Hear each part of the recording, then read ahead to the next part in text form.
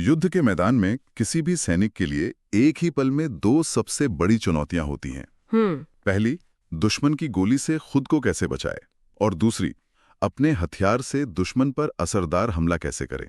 और ये एक बहुत ही नाजुक संतुलन है। बिल्कुल। और आज हम इसी संतुलन के पीछे के विज्ञान और तकनीक को थोड़ा गहराई से समझेंगे। हाँ, हमारी बातचीत दो हिस्सों में बटी होगी। पहला हिस्सा होगा सैनिक का कवच, मतलब वो टेक्नोलॉजी जो उसे महफूज रखती है। और दूसरा हिस्सा होगा उसका अस्त्र, यानी भारतीय सेना का भरोसेमंद हथियार आईएनएसएस सिस्टम। और हमारा मकसद सिर्फ ये जानना नहीं है कि ये चीजें क्या हैं, बल्कि ये समझना है कि एक सैनिक को बचाने वाली टेक्नोलॉजी और हमला करने वाला हथियार, ये दोनों मिलकर उसकी ताकत को कैसे बढ़ाते हैं। तो चलिए इस पड़ताल को शुरू करते हैं। ठीक है, तो सबसे पहले बात करते हैं उस चीज की जो सैनिक के सबसे करीब होती है, उसका बॉडी आर्मर। सही। आज हम जो एडवांस्ड वेस्ट्स देखते हैं उनका सफर बहुत दिलचस्प रहा है। एक जमाने में आपको पता है, सिपाही रेशम यानी सिल्क की कई परतें पहनते थे। सिल्क, ये सुनने में थोड़ा अजीब लगता है। क्या वो सच में काम करता था? कुछ हद तक हाँ, धीमी गति वाली गोलियों के खिलाफ। लेकिन आज की टेक्नोलॉजी वो तो मीलों आगे है। आज हम एरामिड फाइबर्स का इस्तेमाल करते हैं। ओके, एरामिड फाइबर्स, ये क्या होते हैं? आप इसे ऐसे समझिए कि ये खास तरह के सिंथेटिक धागे हैं। इन्हें बेहद कसकर एक मजबूत चादर की तरह बुना जाता है। अच्छा। कल्पना कीजिए कि स्टील जितनी मजबूती को एक कपड़े के लचीलेपन के साथ मिला दिया गया हो। अच्छा, तो ये गोली की एनर्जी को सोख लेते हैं? बिल्कुल। ये गोली की तेज रफ्तार वाली ऊर्जा को सोखकर उसे पूरे वेस्ट में फैला देते हैं और शरीर में घुसने से रोकते हैं। लेकिन खतरा तो सिर्फ गोलियों का नहीं होता। करीबी लड़ाई में चाकू या दूसरी नुकीली चीजों का भी डर रहता है। सही बात है। तो क्या एक ही तरह का वेस्ट हर खतरे से बचा सकता है? यही सबसे जरूरी सवाल है, और जवाब है नहीं। हर खतरे के लिए एक अलग तरह का सुरक्षा कवच बनाया जाता है। मतलब स्पेशलाइज्ड आर्मर? हाँ, मुख्य रूप से 3 तरह की प्रोटेक्शन होती है। पहली है बैलिस्टिक प्रोटेक्शन, जो हम सब जानते हैं, गोलियों से बचाने वाली। ठीक है, और बाकी 2? दूसरी है एज्ड प्लेट प्रोटेक्शन, इसे स्टैब वेस्ट भी कहते हैं। ये चाकुओं के लिए होगी? हाँ, चाकुओं या टूटी बोतलों जैसे काटने वाले हमलों से बचाने के लिए। इसमें अक्सर चेन मेल यानी स्टील की छोटी छोटी कड़ियों का एक जाल इस्तेमाल होता है। अच्छा, जिसे कोई धारदार हथियार काट नहीं पाता। सही। ये दंगा नियंत्रण या भीड़ को संभालने जैसी स्थितियों में बहुत काम आती है। और तीसरी प्रोटेक्शन? तीसरी है स्पाइक प्रोटेक्शन। यह सुई, सूजा या पेचकस जैसी पतली और नुकीली चीजों से बचाने के लिए डिजाइन की जाती है। क्योंकि वो चीजें चेन मेल के बीच से निकल सकती हैं। बिल्कुल। इसलिए स्पाइक वेस्ट में प्लास्टिक लैमिनेट की कई मजबूत परतें होती हैं जिन्हें भेदना लगभग नामुमकिन होता है। मतलब सैनिक को अपनी ड्यूटी के हिसाब से अलग अलग आर्मर पहनने पड़ते हैं। पर यह तो हुई आज की बात। भविष्य में क्या है? मैंने लिक्विड बॉडी आर्मर के बारे में सुना है। ये तो सुनने में ही किसी साइंस फिक्शन फिल्म जैसा लगता है। क्या हम सच में एक ऐसे कवच की बात कर रहे हैं जो तरल है? ये काम कैसे कर सकता है? इसका विज्ञान वाकई हैरान करने वाला है। यह शेयर थिकनिंग फ्लूइड या STF नाम के खास तरल पर आधारित है। Share thickening fluid? इसे समझाने का सबसे अच्छा तरीका है कॉर्नस्टार्च और पानी का घोल। अगर आप उस घोल पर धीरे से अपनी उंगली फेरें तो वो तरल ही रहेगा। हाँ। लेकिन अगर आप उस पर जोर से मुक्का मारें तो वो एक पल के लिए पत्थर जैसा ठोस हो जाएगा। बिल्कुल। ये लिक्विड आर्मर भी इसी सिद्धांत पर काम करता है, बस बहुत ज्यादा एडवांस्ड लेवल पर। तो मतलब जब गोली टकराती है तो ये तरल ठोस बन जाता है? हाँ, इस तरल में नैनो पार्टिकल्स यानी बेहद कठोर कण तैरते रहते हैं।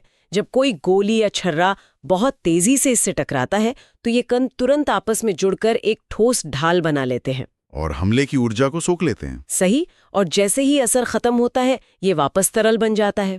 तो इसका असली फायदा क्या है? पारंपरिक आर्मर के मुकाबले ये कितना बेहतर है? इसके फायदे लड़ाई का नक्शा बदल सकते हैं। ये पारंपरिक आर्मर से कहीं ज्यादा हल्का और लचीला है। अच्छा। जिसका असली मतलब ये है कि हम एक सैनिक की गतिशीलता, उसकी मोबिलिटी और उसके लड़ने के समय यानी एंड्योरेंस को कई गुना बढ़ा रहे हैं। सोचिए, एक सैनिक जो बिना थके तेजी से मुश्किल इलाकों में मूव कर सकता है, वो पारंपरिक भारी भरकम आर्मर पहने दुश्मन पर कितना बड़ा टैक्टिकल एडवांटेज रखता है। बिल्कुल। ये सिर्फ बेहतर कवच नहीं, ये लड़ाई की रफ्तार बदलने वाली तकनीक है।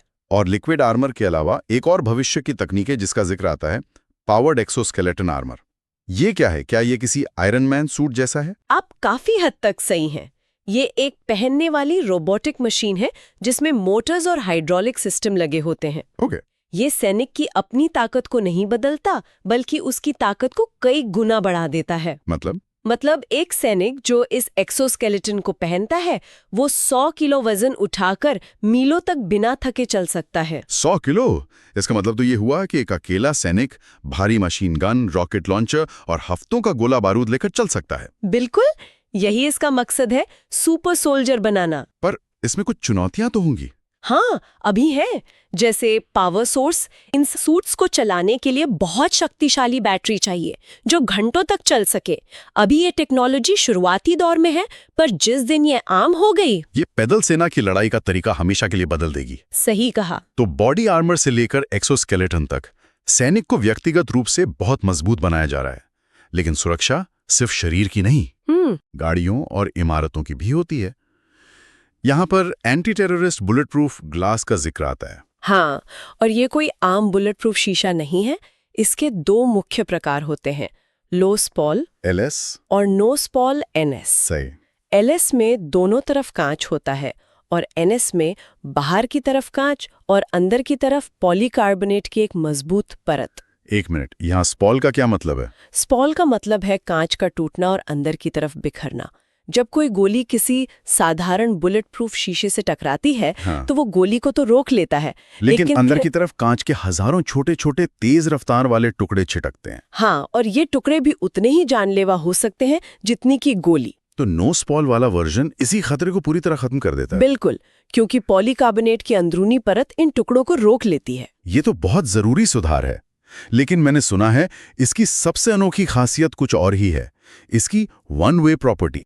सही पकड़ा आपने, और यही इसे एक रणनीतिक हथियार बना देती है। इसका क्या मतलब है? इसका मतलब है कि यह कांच अंदर मौजूद व्यक्ति को बाहर हमलावर पर गोली चलाने की इजाजत देता है। लेकिन बाहर से आने वाली गोलियां अंदर नहीं आ पाती? हाँ, 7.62 mm कैलिबर तक की। एक मिनट, आप कह रही हैं कि अंदर से गोली बाहर जा सकती है पर बाहर से अंदर नहीं आ सकती? ये कैसे मुमकिन है? ये मटेरियल साइंस का कमाल है।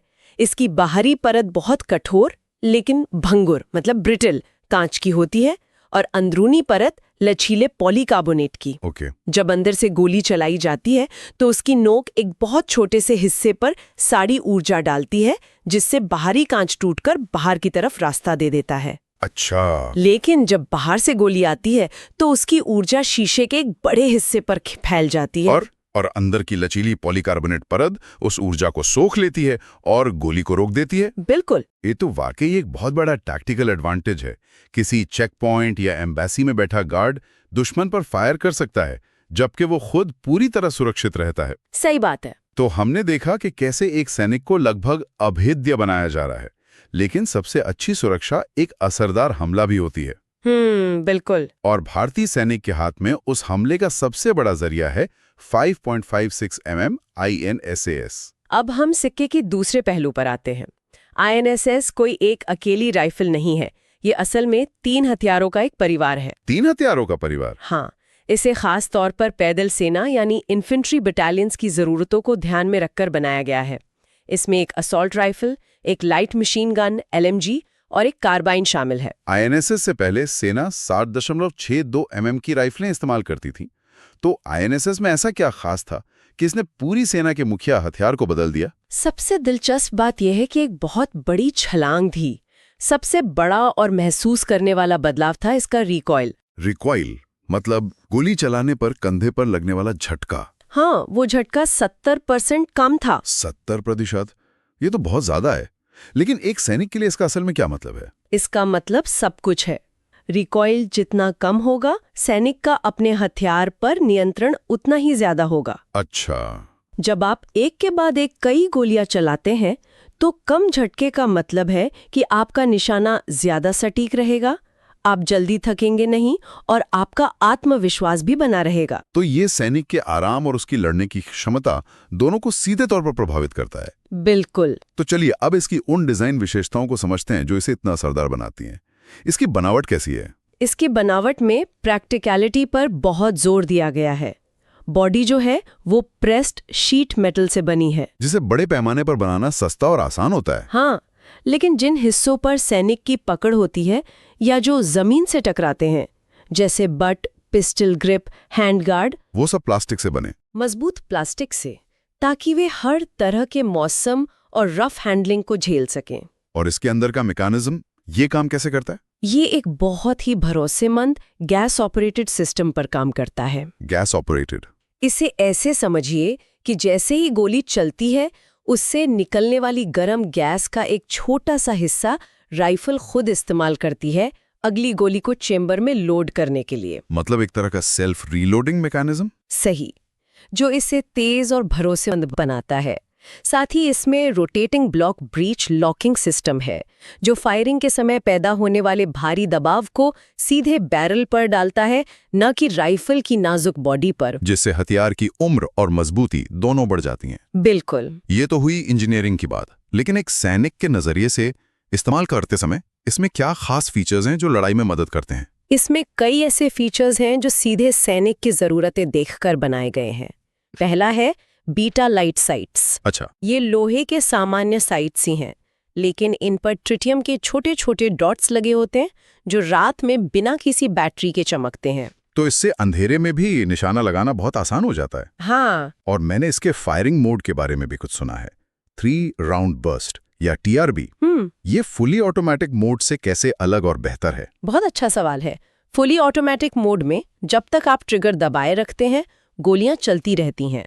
इससे अक्सर जरूरत से ज्यादा गोलियां चल जाती हैं, जिसे स्प्रे एंड प्रे कहते हैं।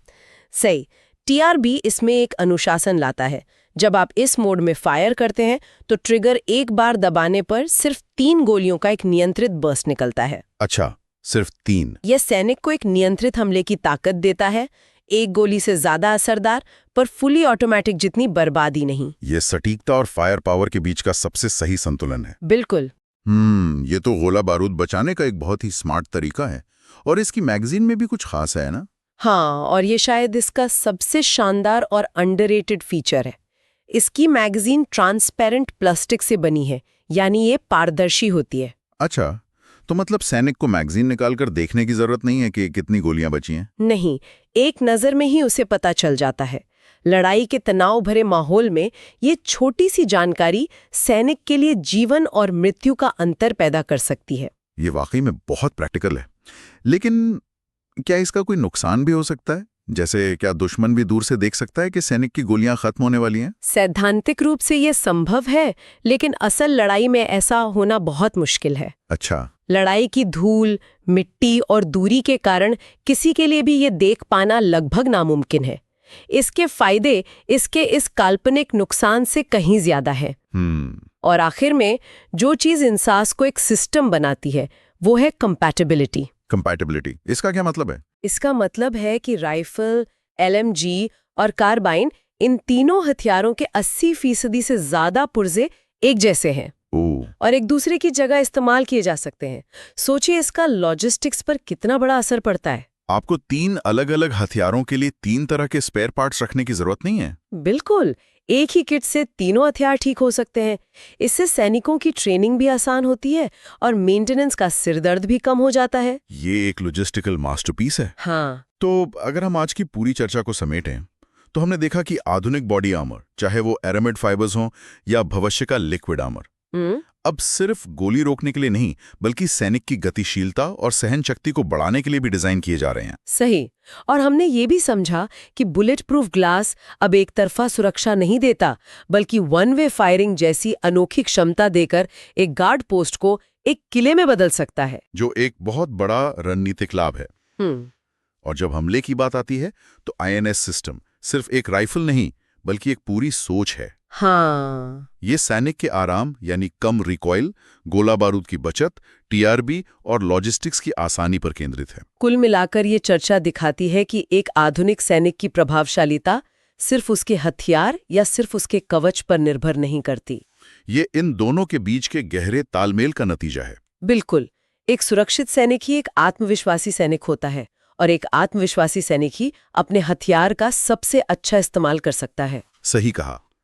इन सभी टेक्नोलॉजी का एक ही मकसद है एक सैनिक के जीवित रहने की क्षमता और उसकी लड़ने की प्रभावशीलता, दोनों को एक साथ एक ही समय में बढ़ाना। और अब हम अपने श्रोताओं के लिए एक सवाल के साथ इस चर्चा को यहीं समाप्त करते हैं, जिस पर वो सोच सकते हैं।